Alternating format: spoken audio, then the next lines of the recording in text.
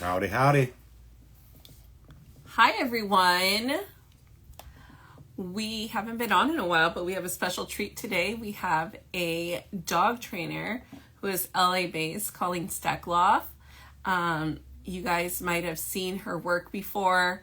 We featured her on here as well. She's a great dog trainer. If you guys are in the LA area, definitely look her up, LA Canines. So we'll be just waiting for her to join us. Excellent. Blue tick. Hey, Nemesis and Merlin. Hello. All right. Oh, wow. We haven't done this in a while. I know. Trapper Man. And again, guys, if you wave and we don't call you or shout you out, apologies. Cody's on. We may be a little rusty. Cody is on. So we are talking about e-collars today. So if you've just bought an e-collar, stay tuned. Or if you're struggling with your dog, stay tuned because we're going to have a live Q&A session with a dog trainer. And I know we typically can only answer you guys' questions to the extent of just how the product works. So this will be a special treat for you guys to have today, to have a dog trainer. And we had some questions come in earlier. We see you, Benadryl. We're not ignoring you. We got 280C. If you're looking for something like that, I would look at the Tom Davis 280C 2.0. We got that on the website. So we're just waiting for Colleen to join us in. Let me see. All right. She looks like she's going to be coming in right now. And we'll be adding her, Miss Manon Huntress. Where are you guys watching us from? Who's on their lunch break? Or who's off work and just chilling in their cars? You guys start asking your questions so that way we can get into this session. If you guys are looking at the website for our products, today we're going to be showing the 200 IQ, and then Nick has the X series units right here as well. All right, and then we also have the 280X, which is very similar. It's the same except a different range in that. So we got all the e-collars here if you guys were wanting to see them before you bought any e-collars, or if you have any e-collar questions, feel free to start asking those in the comments section. We have Colleen joining us in just a moment. So hang tight. If you've been struggling with your dog, with leash pulling, maybe you have something that you label your dog a stubborn dog, or your dog's just not listening to you. So let us know any training issues you guys have been kind of challenged with, and feel free to ask those in the comments section. If not, we already have some questions in advance that we could get into. Hi, bushydog.co. We got people from the UK watching us. That's cool. Alrighty, guys, and give us just a second here. Just to kick things off, let us know what units you guys are using in the comment section, so that way we know which ones to kind of pay more attention to. Miss Menon, why did you discontinue the first version of the Dogtra Pathfinder? Ooh, that's been a while, Miss Menon. Technology changes. It was a big deal of just the communication factor from the original to the second one. So troubleshooting, all that stuff is still ongoing. Yeah. So you can still use the equipment as long as it lasts. You can send it in for service. We're still trying to keep it going as long as we can for you guys. All righty. We have Colleen here, you guys. Hello. Hello, Miss Colleen. How are you? I feel okay. That's better. Yeah. Hi. I have my glasses on too. All of us. All righty. All right, you guys, we have Colleen Steckloff joining us. She is a dog trainer based out of Venice Beach, California. And she is awesome. Every time I've done one of these with you, I always walk away with something too. I think you make e-collar training very easy to understand. Well, I always have a lot of fun whenever we do these. Whenever I get to talk about, my passion, it's always a lot of fun. And if there's anything I've learned from working with humans, if we don't make it easy, it won't get done. So I like to make things not dumbed down, but as simple and as easy to understand as possible, because this is something that everyone should be able to understand and walk away with some great knowledge on how to improve their relationship with their dogs. Awesome. And give people a little bit of background about yourself. How long have you been training with dogs and training with e-collars? Oh man, I'm having my 25th year anniversary this year Congratulations. as a professional dog trainer. 25 years ago, I started this journey. And of course, every year, every dog, every human, you learn something new. I mean, it's been so long that I've been working with Dogtra that I still call your new office new, because, and you guys have been there for how many years? But in my mind, it's still new I feel because like it's been We do the 6 same thing. years. Yeah, same thing. It's for the new years building. and years, This I is was the new building to us too. Yeah, it's exactly, for funny. years and years, I was going to Torrance, popping in, grabbing my collar, saying hi, learning something new. So it's pretty funny when you're like, wait a minute, is it still new? They've been there a while, but old dog, new tricks, for sure. But yes, I started this 25 years ago, had lots of iterations along the way. I traveled the world. I traveled our country, our beautiful country. I think I've been to almost every state to train dogs. I've Oh, that not is been, awesome. I've not been to Alaska. I don't know if I would actually go to Alaska to train dogs, but I would love to go to Alaska and learn. I'd love to go see Jeff and the sled dogs and like just the different lifestyles around the country. But I've been to almost every state to train dogs. I've been to, I want to say, 32 countries training dogs. So it's my passion. It's wonderful. I've worked with amazing trainers. I've had great mentors. I've had wonderful students all along the way. And, the great thing about the e-collar is it's like we were talking about earlier, making it simple. I want things to be simple. I want them to be easy to understand. And I don't think that all of my clients should have to turn into professional dog trainers in order to understand their dog and have a good relationship. Awesome. Well, that is a great intro. You guys, if you're joining us or you're just tuning in, or maybe you're just getting started with your e-collars, or maybe you just don't have an e-collar, she's, just as qualified to just train you, give some advice on Absolutely. non-e-collar training. So if anyone is watching, feel free to ask your questions in the comments. So we'll prioritize your guys' questions. If not, we'll start this with some questions that we had already received previously. So if you guys are wondering, some of our new setups here, Colleen's been working with our product. She has a lot of different units at her facility, but I think I do, right? have you been messing around with this one now? Well, yes, you know me. Okay. I love something simple that gives me the highest quality. I need things to work, especially when we're talking about remote training. They need to work. Unfortunately, I sit down with a lot of clients. They've already purchased their product. And so I say, I'm a Dogtra girl through and through, but let's see what you have. If you've already made the purchase, I'd love to help it work for Yeah. you. And 9 out of 10 times we got to replace the unit because it just doesn't, it's not reliable. It's not ergonomic. It's not intuitive.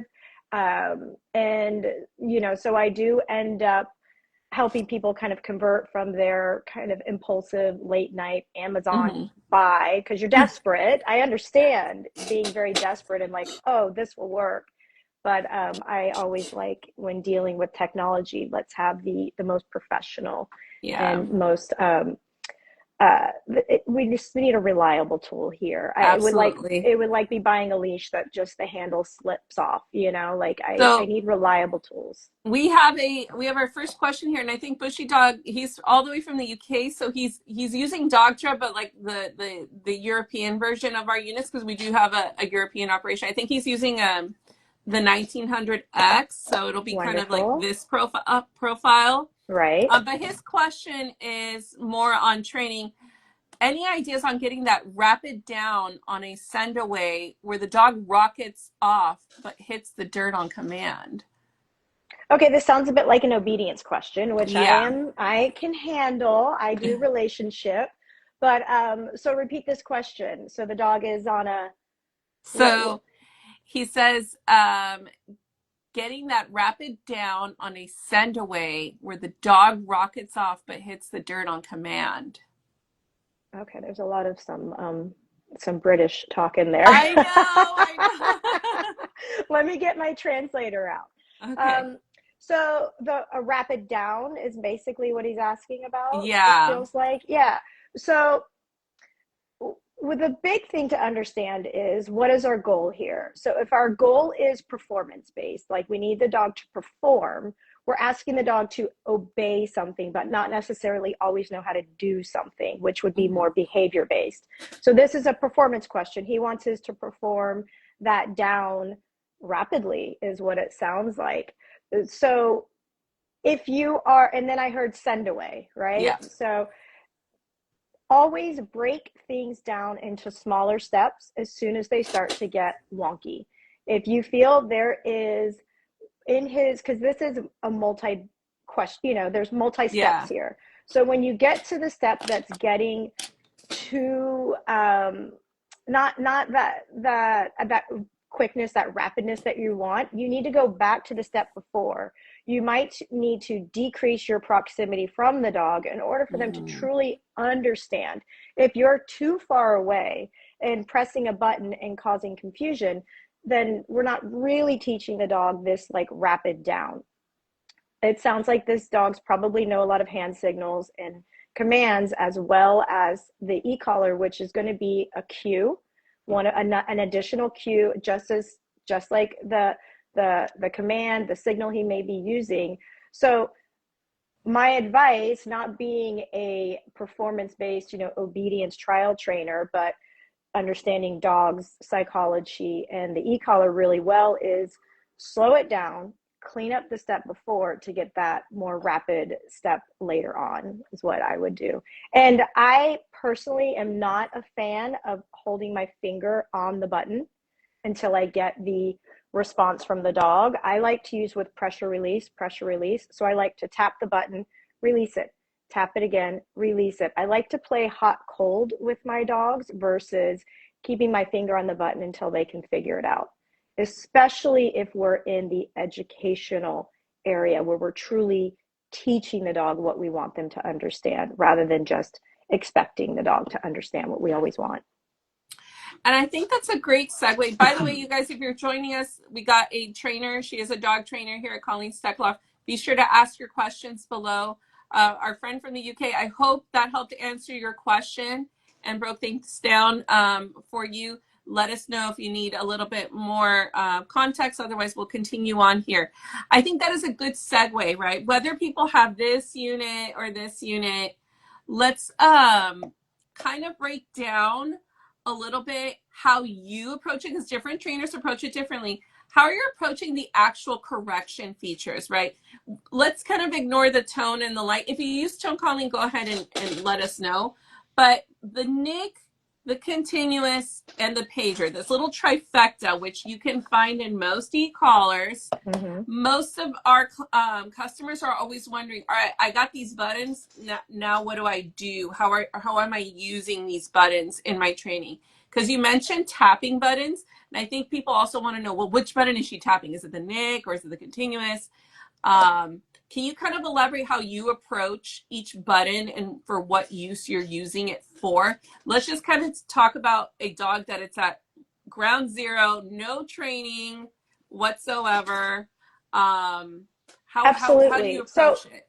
I approach it whether I'm using an e-collar, a leash, my psychological pressure, another dog. I approach every training system the same way. I have my own system. I call it the 3 disciplines, where I always have the dogs in a managed state, an active training state, or once in a while they get to be in a passive state, right? So I'm not going to introduce the e-collar to a dog in a quote unquote passive state where the dog gets to just relax in the sun. So my introduction is always going to be as part of my active training, where I'm putting the collar on and I'm getting to know the dog. I need to know what they understand. Like you said, we have a dog at 0. So I have spent time with this dog. I don't just get handed a dog, throw an e-collar on and say, let's go, right? I always want to get a sense of, do I have a sensitive dog and not boo-hoo, you hurt my feelings, but sensitive to the surroundings. When we talk about correction, what we're doing is replacing unwanted habits, patterns, behaviors with better ones that work better for us and our dog. So when we correct, we're basically making that existing habit or pattern less attractive, right? Less accessible. I always like to use dog stealing food off the countertop. Let that countertop be less desirable, less fun. Corrections, dogs love to have fun. Show me a dog that doesn't want to have fun, even a shut down dog. Once we get them moving forward, they want to have a good time. So I like to think about it not so much as a correction, but that pattern that they like to go into, or that they're just used to doing. They don't even know why. I don't even know why I do half the stuff I do. When people ask me, why'd you just do that? I'm like, I did what? So how can we expect our dogs? So when we're thinking of correction, think about interruption and think about making that pattern or that habit less desirable, less attractive, less accessible. So when I introduce the collar to a dog, I don't go straight into correction. I always go into conversation. This is a language that we are learning. I obviously know the language. I've been doing this for years and years and years. The dog, they know the language of pressure release because they're dogs. They understand, just like as kids, if we touch something that's hot, we let go. Dogs understand this pressure release because they're instinctual. So when I first introduced the e-collar to a dog, regardless of size, regardless of behavior, regardless of patterns, I always go into what I learned from the late and great Martin Deely is a turn and tap, where I am moving away from the dog and pressing the nick button at the lowest level, right? So on this one, it's the top on this side, the lowest level that the dog can understand, but not get concerned by. I'm not creating concern, I'm creating awareness. I'm creating a, hey buddy, I'm over here, and the dog turns around. So I pair momentum, my moving away, with the nick button at a very, very low level. And because I've been doing this for so long, I almost always, and I say almost because you can never say always when working with live animals, I almost always start under 20, all right, with our indicator. And this is a great indicator. I love it that it's an actual triangle, like an arrow. I always start under 20 and find out what the dog is responding to. Sometimes I go up, sometimes I go down, but I definitely take my time. And I think Martin called it tap and turn. I switched it around to turn and tap because I was like, but I'm moving before I tap the button, and I want to make things simple. So I move away, and then I'll tap the button once as I'm paying attention to the dog's body language. I want to know what they're responding to. And while you're doing this, I think when we did the webinar last time, do you have the dog on a long line, on a Yes, leash? I have them on a typically like a 20-foot leash when I'm doing Okay. this. And I'm also in an area that's not very distracting. I level up my distractions as they're ready for them. I don't start at okay, there's a bunch of everything around. I like to create as calm an environment as we possibly can. Sometimes I am the distraction.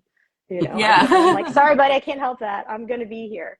But yeah, I start low, and my goal is, I'm not afraid of the dial, right? Of numbers. I'm not afraid of numbers. They're there for a reason. I tell my clients it goes to 100 for a reason. You don't necessarily need to go to 100, but it goes to 100 for a reason. Don't get tripped up on the number. Pay attention to what your dog can communicate with. And then the goal is always to come down as much as we can, because you don't want to hit a ceiling early on in your training. Excellent. Go And ahead, the Nick. best thing that I always try to, as much as technology and everything involved in this, the one thing you stated was the best is literally it's just meant to be an extension of the, hey, I just want to That's get all your it is. attention. That's I all it just is. want A attention. fly by Yeah, the ear, kind of exactly. thing. Get them to kind of turn and look and see, like, what was that? Kind of that, break the focus. That's We're pretty much all it communicating. is. We're Yeah. Yeah. communicating, whether it's a working dog, whether it's, I've dealt with the canine units, whether it's military, whether we're dealing with service, pet. It's communication. There is someone there working with the dog to communicate with them at some point. Yeah. Let's see if we have any questions here. Ray of Sunshine, Sheba, do you have any color meant for smaller dogs, stim and tone? All right, so the unit we've been showing here is a 200 IQ, and it does have stimulation, and it does have a tone button. I don't know how big your dog is if you have a Shiba Inu. Do you have I that think little one? The little we do have the e-collar? IQ Mini collar that you can pair to this. You would need the magnetic tool so that way they can talk to each other.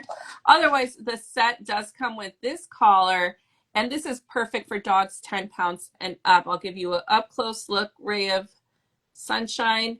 But if your dog is 7 pounds and up, you can look into the IQ Mini collar. Which I had to use. I Yeah. don't use it often, But it but won't have tone. Yeah, but it that won't have one won't tone. have tone, Right. unfortunately. So But it does have the vibration, Correct. and it does have a very low level static output, which yeah, I used over the Christmas. Over Christmas I was working with just this great little doodle, not very big. I've been working with him a while. Actually, a student of mine who's a trainer handed me over. She's like, "This dog is a lot of work." I'm like, "How much work could he be?" Well, he is. He's a lot of work. And we got to the point in his training where I spoke to the owners. I said, I think the next step is an e-collar. Yeah. And they said, whatever we need to do to create less chaos in this home and help this little guy understand, because it was really just, it was a huge communication breakdown between the entire household. So I got to use the Mini on this little guy, and it was a great, great tool. And it's really helped him. And it's a very large house. It's like a resort with bodyguards and assistants and oh, staff. I mean, nice. I want to live there. It's amazing, but there's so many people involved. We needed to keep the communication very clear, very consistent from person to person. So at the end of the day, we did not have a confused dog. And the Mini was Nice. a great option for this guy. Ray of Sunshine, 23 pounds. Your dog can totally fit the set, Yeah. the 200 IQ set. Oh, yeah. Oh, And absolutely. No it problem. does come with the tone. And it's this collar right here, nice and lightweight, and it also has a light for 10 pounds and up. So your dog can totally fit this one. I have a couple people on here mentioning tone. What are your thoughts on tone and the use of tone, Colleen? I don't like to say no to anything. These are animals and these are people, right? When I'm working with clients, I'm working with an entire relationship and expectations. And if tone is something that's going to be helpful, then I'm going to use it. If tone is very quickly being ignored or not understanding, I may layer it if it's important, if I think it's going to be something necessary. If I'm working with somebody, let's say in Australia, where tone is kind of as far as we can go at this point I in see.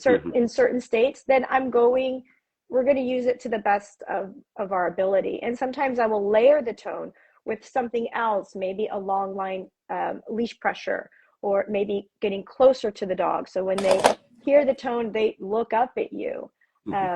There are dogs where tone is great. There are dogs where tone is going to create a bit of anxiety. We definitely have a new generation of anxious dogs and anxious dog owners. They'll admit to you that it's kind of this new relationship of anxiety. So when using sound and noises, you just want to pay attention. Are you creating anxiety? Yeah. Great answer. And yeah, Luna, Chelsea, hi. Yeah, the Tom Davis one, comparable size. Okay, comparable size to this. Only difference is that Tom Davis has the tone, but no light. Okay, so it's up to you on that one. But Tom Davis, the 2.0 is also another great choice there. As we're kind of going down, so you talked about your Nick with the tap and turns. It seems like for beginners, the Nick is a great go-to to start off with. Continuous, right? You want to know about Then you talked continuous. about your use of tone. Let's kind of break down when do you use continuous, right? Because we have the Nick and then we have continuous. Those are the two buttons, the two functions, you guys, that's going to emit the static stimulation. We have our test light here, and we'll show you real quick as Colleen kind of breaks it down when she opts for the continuous. So right now, Nick is pressing the nick, right? He Right. presses it once. If he holds that down, nothing happens, you guys. Nothing's going to happen. Okay. So that's what those taps that Colleen is talking about. So if you're starting off, like Colleen mentioned, start with the nick. Now let's go into the constant, or AKA continuous, right? That is going to admit continuous output. Mm-hmm. Okay. Up to 12 seconds. After he's going to keep holding it, it'll shut off eventually after 12 seconds. And that's the safety feature, just in case you got distracted and you're looking at someone else, or see, now that shut that off. So that's the difference between the two. And Colleen's going to we talked about the nick. Now, when do you use the continuous? So what I do is I take this collar that has 100 levels and I use the continuous to turn it into 200 levels. So I use the continuous as a boost, but it's not going to, your 20 is not going to feel like a 25. It's just going to feel a little bit different because it has a slightly longer reach. So, right, the pulse is going to be different. So it's not, it's the pattern has changed. So I still Yeah. will tap my continuous button, this just the same way I would tap nick. I tap it once. Yeah. Continuous, I tap it once. The pulse that the continuous gives, and one thing that every owner or handler must do before they put this on their dog is they need to feel it themselves. They need to put it on their hand and start going through the levels. What is a nick? What is a continuous? So they can truly also understand what the static feels like. It also gets us over that hump of, oh my goodness, right? Because I never want to do anything to cause harm or fear. I'm just opening the lines of communication, knowing that we're dealing with instinctive animals that are physical. Yeah. I was explaining to a little girl in my session yesterday how she said, but why does my dog want to play with me this way? He bites my hair and jumps on me. I said, have you ever seen your dog play with another dog? And she said, yeah. I'm like, what are they doing? Describe it. They're biting each other's necks. They're rolling around. They're throwing each other on the dirt. I said, do you play with your friends that way? She said, no. I was like, these are physical animals. This is where we're different, right? We've got hearts and love all the same, but this is where we're different. It's a bit more physical when you're a dog. Most dogs, there's some lazy lumps out there that also don't want to participate in that type of play. But for the most part, dogs are much more physical. So I want to always, this is step one, put this on your own hand and start tapping away, understanding where the levels are, understanding what you feel versus someone standing right next to you might feel, because that also lets you know how people are different. I can feel 20, I call it like perfect pitch. I can feel 20. I know what 20 feels like. And so when I test out a collar and I hit that 20, if it's not giving me an output the way I know 20 should feel like, I double check and see what's going on with that collar, because there's an issue. So continuous, I use it as a tap, just like I tap nick, but I use it as a boost. So rather than wasting time turning my wheel, I might tap the continuous button. Which, you guys, Single it gives tap. a different sensation. It's a different And pattern. it's a faster, what she's achieving is a faster way. Instead of having to just dial it up, she'll opt for the continuous, because that is giving a different sensation to get that dog's attention. Hi, Virginia. It's been a while. Yeah, the duration, I've heard that put many times. Sometimes you can same effect, same level, knit constant, but the duration is what essentially makes more of an effect. You're not increasing the level, it's just I'm not increasing the level, and I'm not holding this down. I'm glad it has a safety of 12 seconds, but whoa, that's it's a long time to be receiving that. So I am still finger on, finger off. It's still, when I use it, it's still a tap. Yeah, but what I'm equating to is that's a 1 second tap or a half a second tap versus a 1/20th of a second tap. So the duration is precise. Let's show them again like even that difference. Like if he just does a subtle tap on the nick versus the continuous, you guys will see, right? So he's just doing taps of the nick. Now go taps into the continuous. It's a little different, right? It's a little different. It would be like tapping with my hand or placing my hand gently on, it's just a little bit different. And we're trying to help with focus. And so if this is helping funnel in and tunnel in that focus, then that's what we want. All right. I think JR has a question here. Go ahead, Nick. And info or help with a dog getting overly excited and barking when hauling it. Any way to calm it down with using a bark collar on the, I'm guessing any way to calm it down without using the bark collar on the dog is fine. Oh, so it sounds like the dog has become collar wise. When the bark collar is on, he's I know doesn't bark. JR is one of our, he uses a lot of our Pathfinder stuff. Okay. But JR, are you using an e-collar right now? No, he uses bark collars too for Yeah. like when he's transporting the Any dogs to for kennel help work. in getting the dog overly excited and barking when hauling it. What does hauling it mean? So the dogs are in the truck. These are coon hounds. Okay, got They're it, got it, hunting. Yeah. They're transporting their got dogs in it. the Yeah. back of the truck. I'm a beach girl. I'm But like, I but know. I'm obedience is from Florida, so obedience, and it applies. I Yeah. should have this. Okay, so yeah, when we're moving around and I when I am driving or hauling, this is so important and helpful because I Oh. can do what I need to do to get us there safely without I'm not turning around. I'm not doing the mother grab where I'm like, Yeah. ah, I'm not doing any of that. It sounds like these dogs are like in the backpack. Yeah. So, but remember, we're talking about a series of steps, right? Mm-hmm. So my question is when somebody says the dogs are getting overly excited in transport, how are we getting in? Right? Are we getting them in overly excited? Are they jumping in with, and sometimes we do need them to be excited enough to jump in the back of something. It could Yeah. be a lot of work. So my question is always, if they're excited in the moment, what was the moment before that like? Are we Yeah. creating calm before that next step? Or is it kind of like, let's go, which I've been guilty of a lot. I'm always late for things. I'm always behind. So it's like, let's go. I'm loading the truck with 12 dogs and I just want them in.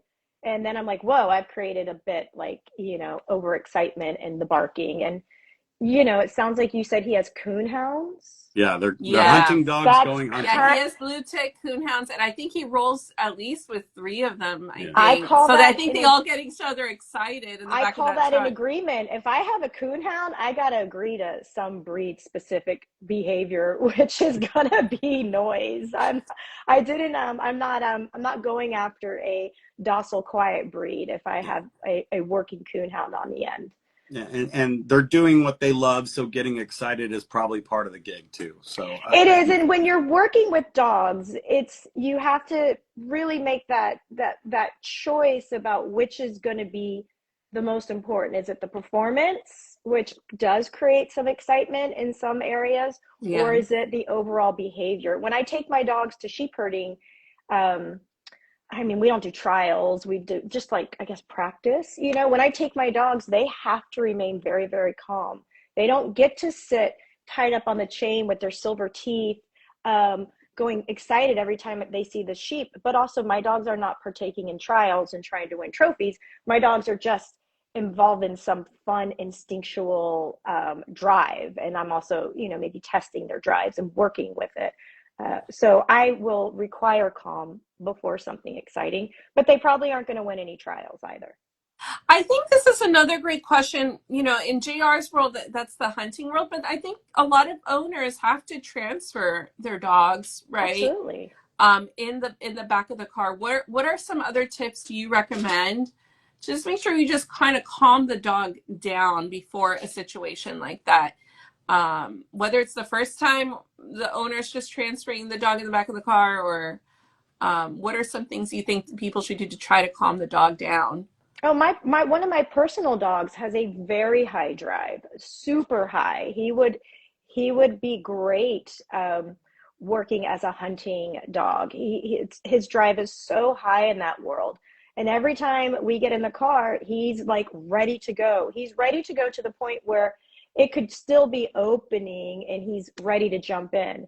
So with that particular energy level, I create distance and calm. Like you don't get to stand right next to the truck before it's time to load up. You need to Mm. actually stand 5 feet away. and you need to go into this focus on me. He still jumps in with all his excitement and energy, but he's not bumping into everyone. He's not jumping in and taking that high. I don't need a level 10 to get in the car.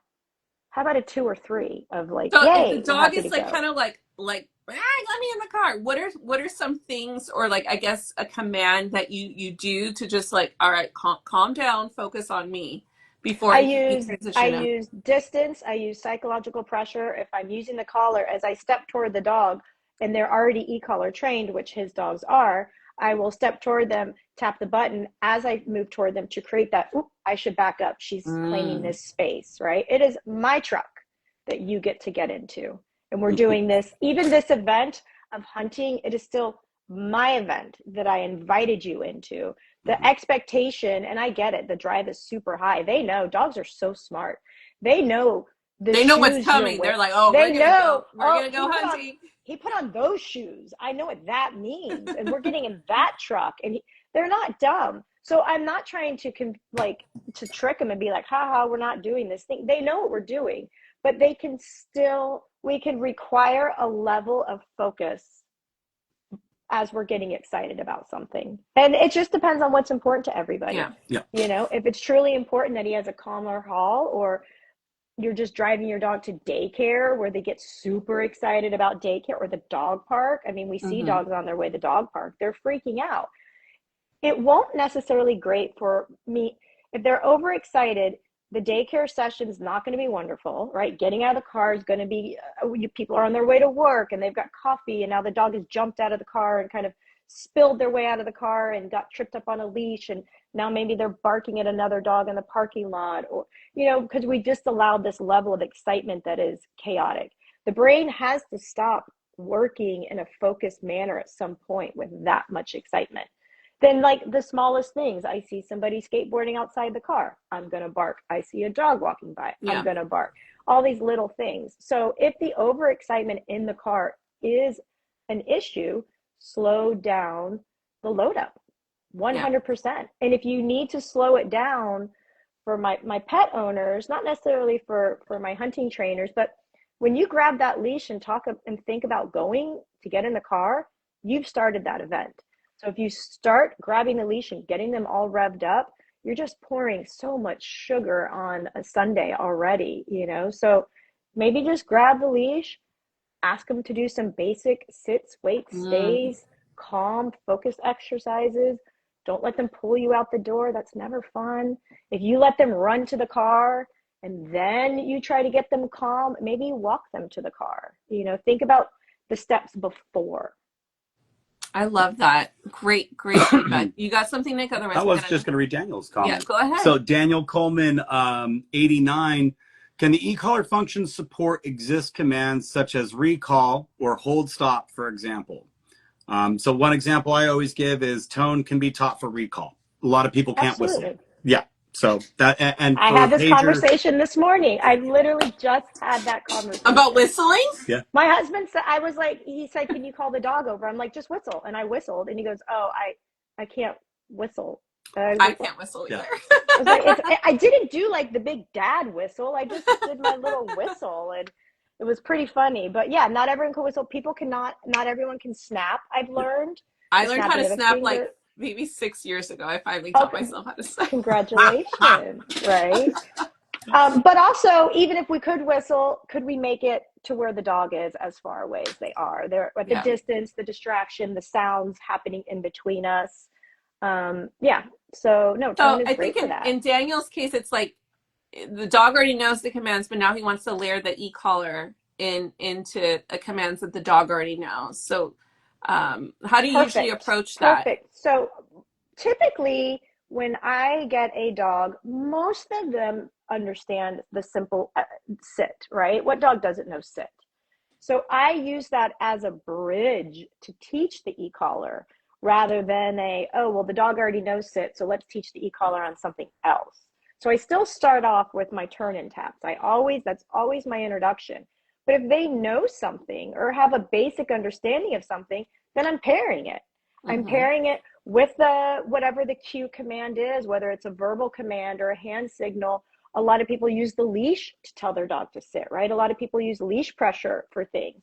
So I want my dogs to know the word, the command, the psychological pressure of the leash or me getting close, as well as the e-collar. I want them to know it all in one and only one at a time. I want them to know that come, when I say come, it means come. I want them to know when I tap the button and they're at a distance, it means turn around and find me. I want them to know my hand signal. So I want them to know all of them in combination and separately one-on-one. And this one always gets people tripped out, but at least, you know, what is your order of operations when you are having a dog execute a command with the e-collar? Do you say word first, then button? Like, kind of, what is the order? Because people always get confused. Like, wait, do I say it first and then press the button? Do I say it at the same time? Like, come and then press the button, or So start doing the taps? my steps are simultaneous. The command, whatever the cue is, simultaneous with the collar, with the tap. Then we move on to tap, then command. Then we move on to command, and if it's not done rapidly, follow up with, again, a simultaneous. So the steps are, we teach them together because we're creating an association, right? We're layering, and so I want them happening at the exact same time. So simultaneous to your cue command is the nick. Then as we're moving on, because we want to progress, I love my e-collars, but I want to move away from them at some point. It's a tool to move off of. In some cases, I will use this. If I'm at a dog beach, a crazy dog beach, I'm always going to have my dog on a collar because then I don't have to yell, and then I don't have to be embarrassed when they go do some dog type of a behavior. But if I'm taking my dog for a walk, I will want to graduate at some point. So in order to graduate off of the collar when appropriate, it's a simultaneous, then it's a collar cue, then immediately followed up with the command. So I will tap and then ask them to come to me. I will tap and then ask them to sit. And the whole point of that is to create the reminder of something, there's direction coming. They're asking for something. I love that you explain that to our audience, because quite often people wonder, oh, well, why do I really need an e-collar? And Robin McFarland wrote an article on our website. She's great. She's so great. Yeah, amazing. And I read a lot of this stuff because you guys, I manage a lot of the stuff on our website, so I spend time reading a lot of this stuff. And it essentially meant that the e-collar can help get you to that endpoint that Colleen just said, reliability, where you just say come and you know your dog is going to consistently understand that. It just makes it a lot faster for that moment to happen. Essentially, that is what the e-collar does. It helps. That's what it does. Get you from here to here just a lot faster.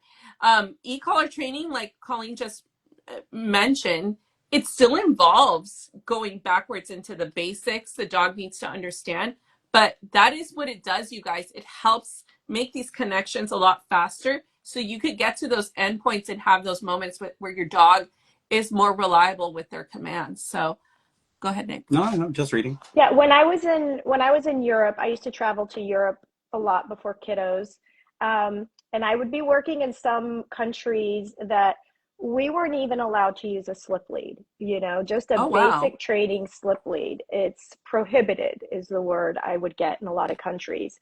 And so here I am with a 150-pound, Swiss mountain dog that has a lot of behavioral issues. And I told the trainer, I said, I can train any dog. Like, I'm not worried about it. I can train any dog. But what's going to take me a couple of weeks to do with this dog, I could have actually done in a couple of days. And I was also dealing with like a rescue. And I was like, and we don't always have that amount of time. And dogs don't have that many mistakes available to, run into traffic or get out of the front door because they haven't learned boundaries, or jumping over fences. So I could move anywhere in the world and be told, I'm sorry, e-collars are prohibited, and I could do my job. The reliability may not be there for some of the dogs, where I'm going to be telling people like, yes, take your dog to the beach, but your dog is going to be on a 20-foot leash. for the entire beach visit. Mhm. Enjoy. Right? So it is like, yes, I can work with this dog, but it's going to take me a lot longer, and it's going to take now the owners who are not professional a lot longer, because now we're dealing with really a lot of timing technique without a tool. I filmed a little video. I didn't mean to. I was just filming when I was out in the woods in Big Bear, and there were a bunch of coyotes that just suddenly kind of were next to me and my dog. And I was just filling him in the snow. And then I'm like, oh my God, coyotes. And he was naked, naked, no collar, no, nothing. It was, I didn't even have coffee. I didn't even pee that morning. I was literally letting him out to go to the bathroom. It was supposed to be quick. Let's go out, let's go potty. And then we'll go back in the cabin. And there's these coyotes.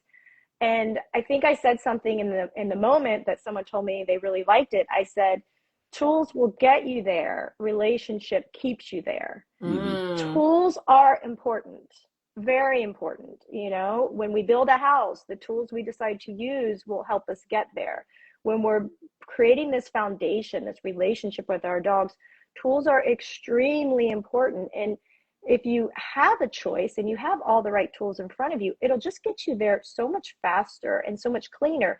But if you don't have the relationship with you, then it will at some point. And the other thing about tools is that when clients go home with this, I can't imagine having an e-collar on my reactive girl. Exactly. I can't imagine not being able to use an e-collar on some of the dogs I've worked with.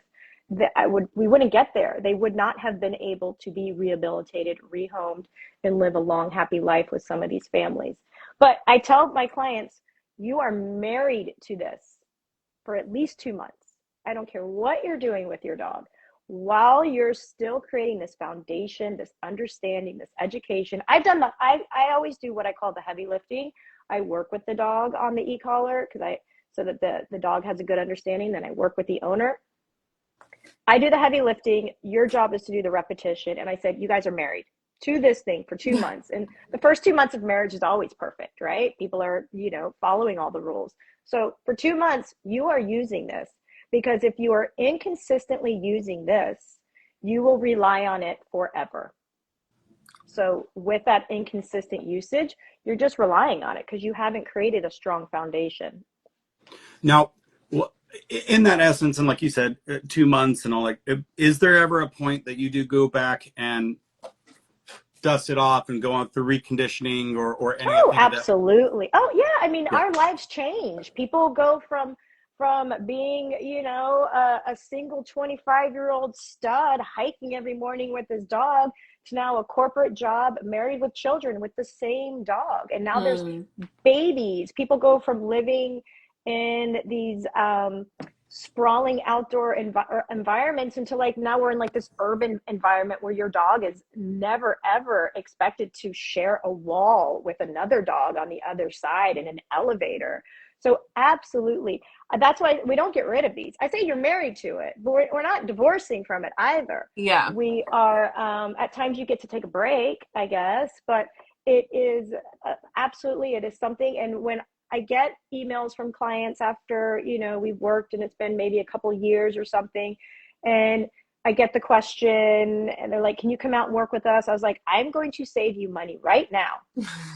My business partner is not going to be happy that I'm saying no to a session, but I'm going to save you money right now. I want you to go back to the basics. What did we do about this at the beginning, right? Go back to the collar, go back to some basic exercise, go back to the foundation. Is your dog waiting before you enter the restaurant, enter the park, introduce to your family, whatever these things are? Absolutely.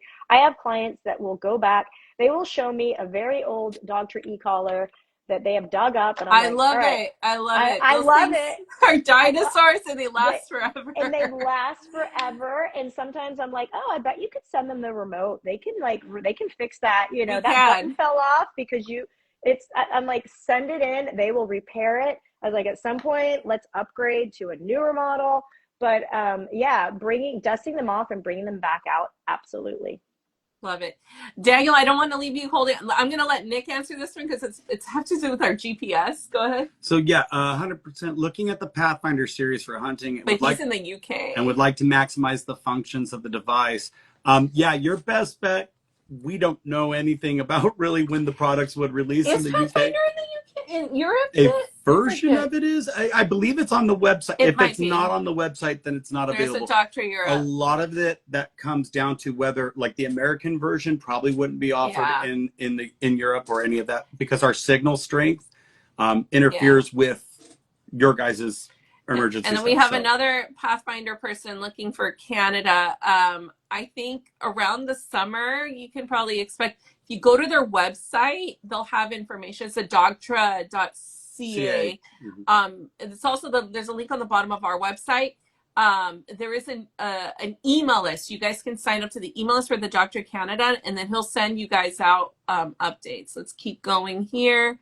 Virginia said, can't imagine not having used an e-collar on Ladybug. Yeah, I know.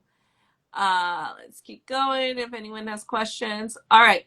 We'll do 2 more questions here for the road in case anyone has. You guys, ask your question now or Forever hold your peace. Forever hold your peace or until we bring Or another ask trainer it later. Colleen back. Or ask You it guys, you can also connect with Colleen after this. If you're watching this later, you're like, oh my gosh, she answered things so easily. I want to talk to her. We had her linked on the post, Colleen Unleashed, or at LA Canines if you're in the Los Angeles area, you want to get trained with her. One question I always get asked by people. So we have so many types of collars, right? And I think you're familiar with the ARC as well. There's the ARC X, and then you're familiar with the largest one we have, which is the 1900X. So often, right, especially in the case of dogs that are larger, that can kind of fit like 35 pounds and up, they can fit any of these. Any of them. When do you decide which one of these you're going to fit a dog into that could fit any of these? But when do you decide that you're like, you know what, I think this one is going to probably do the trick, or maybe I prefer an ARC X for this situation? It definitely depends on 2 things. The handler, right? If I have a more experienced handler, I'm going to give them more complicated remote, more bells and whistles. This, Mm-hmm.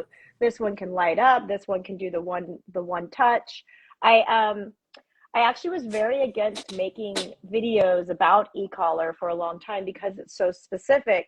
But I have started to make e-collar videos on our YouTube page. We have a YouTube page that I ignored for I I don't know didn't know how you had long. it. Now I have to go look at your. Exactly, right? I've had this YouTube page since like the Dog Whisperer times when I'd be on Dog Whisperer helping Caesar with these dogs, and then production would send me the video and I would Yeah. put the clip of me on there. I mean, this was a long time ago. So the YouTube page has just been sitting there collecting dust. And the last year we've really started building it up and adding a lot of how-to videos, because there's no way, I can say this with no ego, I can't train every dog. And by every dog, I mean I can't get in front of every dog. So the dogs and people I can't get in front of, I really want to offer them as much valuable information, and then also direct them. I've trained, over 500 dog trainers over the years. They're all over the world. They're all over the country. So I can also direct you to a dog trainer in your area. But when it comes to choosing, and everything's the same name now. Everything is Colleen Unleashed. I wanted to make it easy. It's all Colleen Unleashed, YouTube or Instagram. I don't think there's a website. I don't even know what happens anymore on that side of the world. But when I'm choosing which collar, it is, what are we asking of the dog? Performance-based, behavior-based, the dog sensitivity. It is the funniest thing. I have met 75-pound German Shepherds, and you tap that button at 20 and their eyes close and they're just, okay, I gotcha, right? And then I have tapped a 50 on a little fat Chihuahua and they're just like, nothing, right? Nothing. So the sensitivity of the dog, the range, right? What type of distance are we working on? Are we just dealing with, I want basic recall at a park or at a beach or on a hike, or are we doing some really cool stuff like out in the mountains and my dog is far away from me, possibly doing tracking work or, hunting work, detention work, and we need a range that's really going to be compatible for the job? And so that is how we choose. And then cost. We can't Yeah. forget about cost. Cost is important. Owning a dog nowadays is very expensive. It's an expensive relationship that has happened over the years. And so I also keep in mind cost when I'm working with my clients to find them the thing that is the most reliable and the most cost effective, which I really love. Because I remember when you started introducing this, I got a little worried that it was going to be an expensive unit, like some of the more professional units, and it's not. So I was happy to replace my IQ plus, right? The Yeah. IQ plus. That was my thing. It was easy. It was small. I was very happy that you guys weren't trading that out for just this high dollar unit. It's not cheap by any means, Yeah. but it is definitely super cost effective, which I appreciate when we're talking about dog training because it gets pricey. Absolutely. All right, you guys. I think that'll conclude today's live. We had two people with like just random more kind of customer service. Barkaway NG, I want you to direct message us, and I'll get you a customer service rep to contact you. Rep it, Ralph. I need to know the context of your question, Kyle's care package. So if you can direct message us, and after this, so we'll stay on. We'll be online to answer your questions. You guys be sure to follow Colleen. And we tagged her on the post before this, and we'll tag her on this one as well. Colleen, you've been fabulous as always. Thank you so much for making e-collars approachable.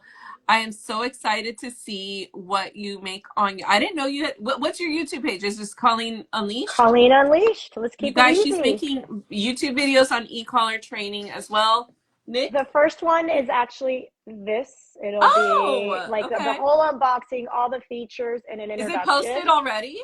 Not yet. We are Let in the us know when process. it's posted. Yeah, we're We'll actually feature you. filming it. We'll feature you on the product page. Okay, I'll let you know. I love going to your product page and seeing like old we've done so much stuff together over the years. The hands-free The ARC videos, videos, yeah. the hands-free videos, and those pictures get to pop up. I remember one of my clients texted me a picture. They opened up their e-collar box, came in the mail, and they had a little postcard in there, and they're like, "This is you, isn't it?" And I was like, "That's me.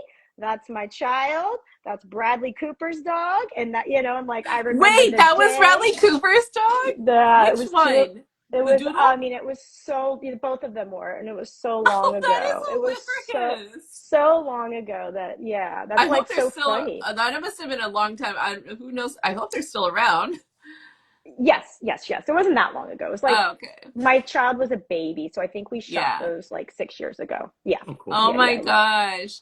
You guys, thank funny. you so much. And then Luna Lester, thanks y'all. Interesting insights, specifically the idea of continuous being viewed as a different level. Yes, that is something I learned from Colleen as well.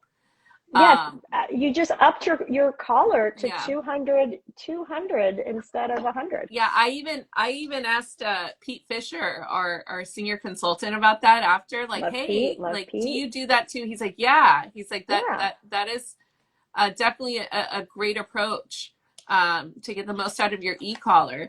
So you guys, she's going to be doing videos on our newer product. Be sure to connect with her. Definitely lovely. And I think I've been seeing you do seminars and a lot of different talking events all the time. We just built, and my husband just added a studio. I don't know why I didn't think about, but we have a studio at our facility now just to make these videos a lot easier. I owe you a visit. We need to revisit you. Yeah, I'll have Nick and me go on a field trip and we'll visit you. Come, I'll let you know, but it's got the cameras and the lights and the sound. Oh, we have to do something live from there then. Oh yeah, it'll be great. Even like at a dog training facility where you imagine it's quite noisy. The studio is nice and quiet. So that'll be fun. Yeah. You guys, thank you so much. Thank you, Colleen. I know you got some stuff for your kids later today, so have fun. Jiu-jitsu. Oh, jiu-jitsu.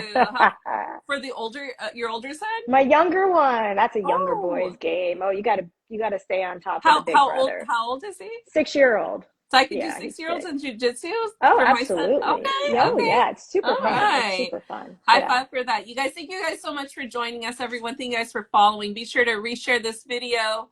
To anyone who's getting started with e-collar training, there's a lot of great takeaways. And we'll be sure to have Colleen back. Maybe we'll schedule something for next month again, you guys. Take care. Take care, Love everyone. it. Bye, guys. Good to see Bye. you.